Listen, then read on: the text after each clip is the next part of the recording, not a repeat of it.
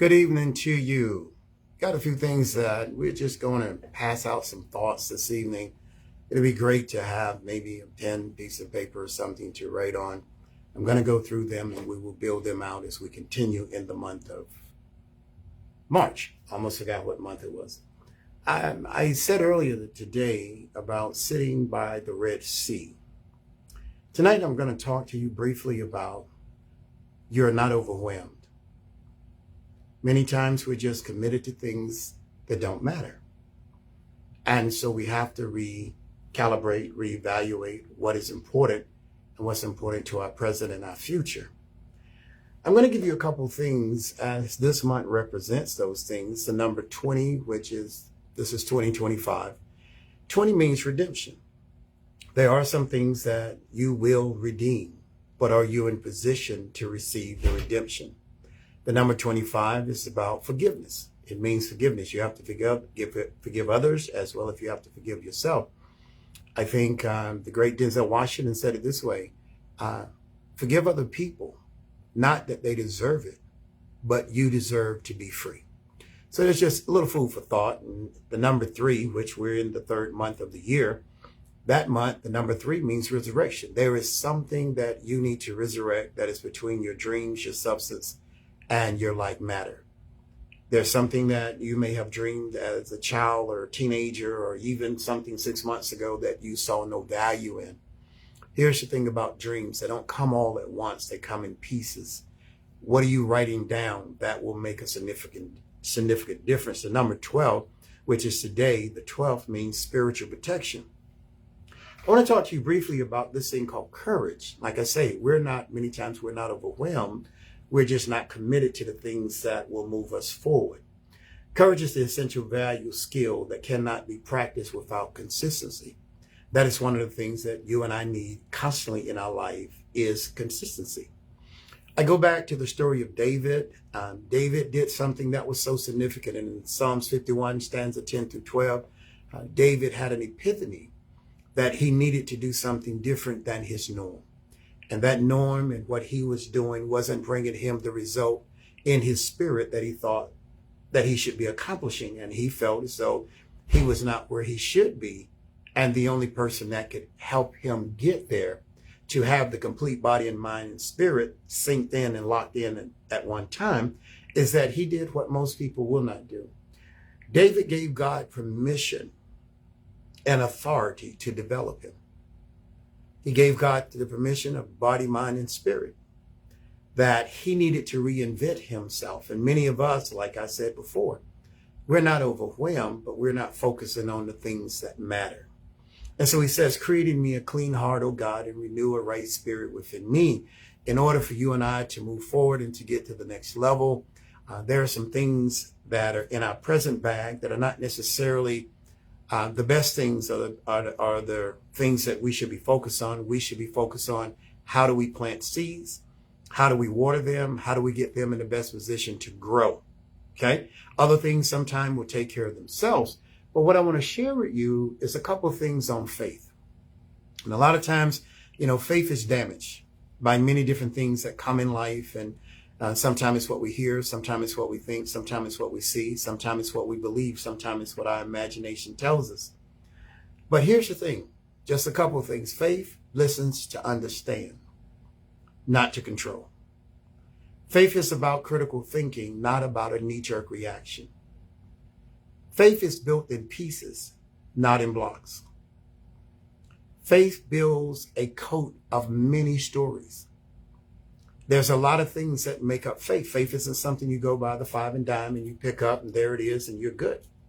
Faith is something that has to be birthed. And most of the time, faith is birthed out of pain. Faith is birthed out of struggle. Faith is birthed out of rejection. Faith is even birthed out of denial. Faith is birthed out of hardship. Faith is birthed out of victory. If you can take one step, you can take 2. Faith is the coat of many colors. Faith and belief beyond culture and criticism. Faith learns how to work through something rather than give up on something. Faith strengthens. when the principles of God are believed. Because sometimes that's all you have. Faith walks in darkness. We sometimes, paint this picture of a rosy life and things are just going to happen and you're going to be okay. Faith is born in darkness. Faith is born under the rock. Faith brings light because faith is built upon principles. Principles are built upon structure. Structure is built upon infrastructure. So there are some challenges. It's not a walk. You can't have faith and never have been tested. You can't have faith and have never been broken, never been hurt. You have to have something to believe in. Like I said, you're not overwhelmed. But sometimes our focus is not on the things that we need to focus on. Faith walks in darkness. Faith doesn't walk with perfect people. Because sometimes we know we're not perfect and sometimes we think we are. But what we have to realize is that we have lost the ability to learn, the ability to accept, the ability to forgive, the ability to adjust. See, faith has a purpose. Faith prepares you for that moment, and faith will carry you through the storm. Faith doesn't walk with perfect people. Faith walks with people who've been broken because at some point you're going to need to lean on something greater than yourself, greater than your diploma, greater than your education, greater than your library of books. Faith is when you can trust in the darkness, even though you don't see the answers. That's what faith is. And this is what David did. He gave God permission. Hey, God, hey, listen, man, I have just jacked myself up. And I'm supposed to be the king. I have done things that I said a man should surely die. I have to look at myself and say, I cannot be overwhelmed by my failures. I can't be overwhelmed by what broke me. I can't be overwhelmed by what has hurt me.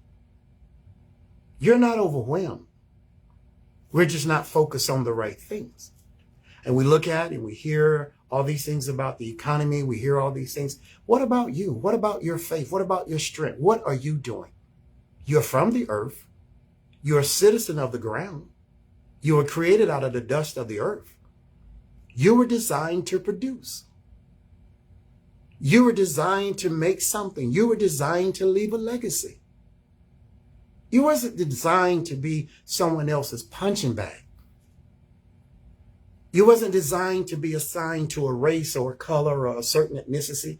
You wasn't designed to be categorized. You were designed by God to walk when there are tears in your eyes. You were designed by God to pick up others when they couldn't pick up themselves because of the faith you have in God.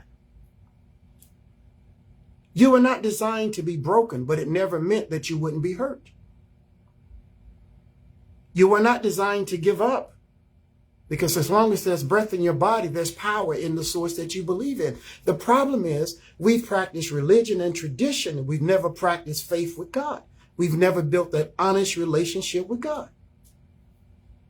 Because man comes along and gives us an earthly validation when we were sent here as a citizen of heaven that was planted on earth to evolve and be a light back unto God. So I say to you, faith has an expectation. I've talked to several people and they get angry and they get bitter and get mad. And they'll say things like, well, you demand a lot and you expect a lot. And I say this, look at it in the Bible. David had to go reinvent himself. For those that are just joining, happy to see the great Daniel Neal Corn out on the West Coast. Love you, my brother. David had to look at who he was and what he's done and how he had been projecting his life, because everything that he viewed himself was from a physical level, not a spiritual level. He knew God, but didn't have a relationship with God. He knew family, but didn't have a relationship with family. And so he had to learn that God was greater than his present. What do you mean? Well, man can give us praise in the present, but God is what establishes us for the future. So I said again, Faith builds a coat of many stories. Faith pulls you together when mankind has torn you apart. Faith causes you to listen for the inner voice of God. You're not moved by the storm. You don't quit planting when you get one victory. Faith works when nothing is working. It is your inner peace. It is your inner voice that has to connect with God, not your athletic ability, not your intellectual ability. It is what I believe. I have to choose to believe even when I don't see. I cannot, if I look in my sight, I will lose where I'm going. If you listen to what you hear, you will surely, my brother and sister, stumble and fall, because if God told you that you're supposed to be on the 7th floor, mankind will try to get you to settle on the 5th floor. Because what man has tried to do is control what God gave you power to be. And there are things and entities that want to steal your power. And I love it, and I know he's out on the West Coast, but the great Daniel said, learning is the foundation to build upon. Yes. But see, we can't learn if we can't hear. And many times what we hear or what we think or what we have read, we take as fact.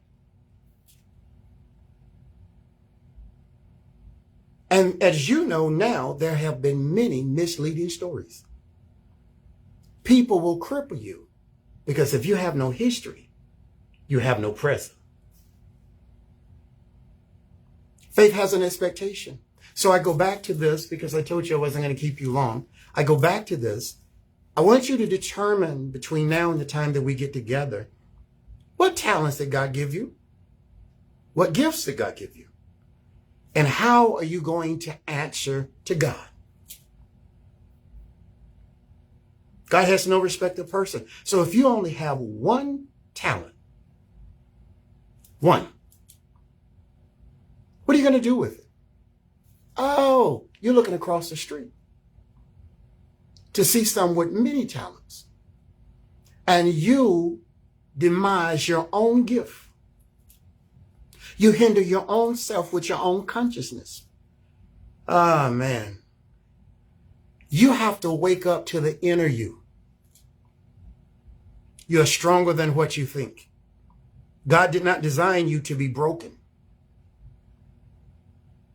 He knew you would be hurt, but he never designed you to be broken. So you can take the hurt, but God expects for you to get up. And so I have to learn, and I share with you, and thank you, my good long lost friend, Corey Webb, good to see you in. You have to change your mindset. No one can do that. It's not a gift. It's not a job. It's not a title. It's not a position. You have to change your mindset. That's when you begin to walk by faith and not by sight. Because you'll have to walk sometime with tears in your eyes. You'll have to walk sometime with a pocket full of no's. But what you have to do is unravel that. And some things cannot be unraveled unless you see them spiritually. Because here's the thing you have to say and understand. Faith is not without pain. I'm going to say that again. Faith is not without pain. Faith is not without pain free. You're going to be hurt. Hurt does not mean you're going to be defeated. The problem is we don't want any storms in our lives. We want to walk without difficulty. This is why Job said, though thou slay me, yet do I see trouble. Yet do I see brokenness. Yet do I see hunger. Yet do I see people that are in prison. But I can't walk by what I see. I have to walk by what I believe. And the Bible says that all things are possible. Not to her, not to him, not to a certain ethnicity group. He said, but to whosoever believeth. You may have your life together, but my question is, do you have your faith together? So as I get ready to try to move on, faith has an expectation. So I go back to, okay, I want you to take the time and say, what did God give you? Oh, well, this is, something small. It's not small to God Because when we get to heaven, whether we like it or not, we're going to have to answer for what he placed in our spirit. Some of you are writers. Some of you are producers. Some of you are gifted. What are you going to do? Continue to allow the voice of people who do not give you the breath in your body. You're going to look in the mirror and blame your ethnicity. You're going to blame what your father didn't do. You're going to blame what your mother didn't do. You're going to blame the people that you hang around. But I'm telling you, this is the time. Not tomorrow, not next week, not till I get my little raggedy self together, because that will never happen without God. I need to come broken, so when he helps me, I will know who put me back together. I'm going to say something to you. And this is something I just wrote to myself. I'm going to write a letter to defeat. And I'm going to tell defeat, I'm not your prisoner. I'm not a prisoner of generational curses. I'm not a prisoner of failure. I'm a believer in Christ. And it hurts sometimes. But I refuse to quit. And I say to all of you, find out who you are in God. Because sometimes that's all you're going to have. Family will leave, deteriorate. You'll get bad news and you'll get hurt news. But you don't ever get enough news to give up. Tears may be in your eyes and your heart will feel like it's broken. But don't you ever walk away from God. Satan cannot have that glory. Even in brokenness or defeat, don't you quit. So I said, I'm going to write a letter to defeat. I'm not your prisoner. I'll say to the one that's trying to get him or herself together, control isn't faith. If you're able to control everything in your life, you don't have faith. All you have is control. If you're afraid to trust, you don't have faith. If you're afraid to listen, if you're afraid to hear the total story, you don't have faith. Faith will take you in dark places. Because it's in the dark places that you'll find the measure of your strength. You are stronger than what you think. Control isn't faith. Control isn't trust. Faith is an open heart that's protected by God. So the question becomes, faith works in the unknown. Faith works in areas that you and I could never believe and never see. Regardless of he say, she say, they say. Faith works in the unknown. Because your Father, your Creator, he put a bit of creation in you. Here's the thing. When you see God with your talents, here's the question. Where's the work? I heard what you said. But where's the work on the gifts and the dreams and the visions and the talents that I've given you? So I encourage you, as I get ready to close, substance is a process. Substance is built upon preparation. Substance is gathering things to believe and asking God to create and guide you. Saying I'm overwhelmed is not the answer. Saying I'm not willing to get up and fight for whatever is mine and what territory is mine and what possession is mine.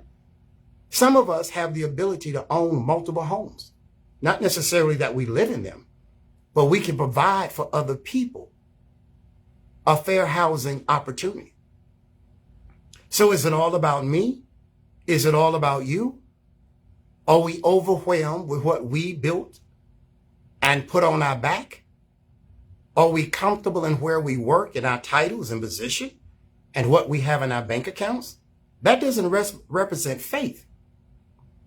Faith walks and believes when there's nothing to see. Faith lives in the middle of a disaster. Faith will be superior in the middle of a storm. I say to you this evening, write a letter to defeat and say, I am not your prisoner. You're not overwhelmed, but I encourage you. You're in the month of resurrection. The number 3 means resurrection. It's time to find and build the best version of you. God bless you. I'll see you soon.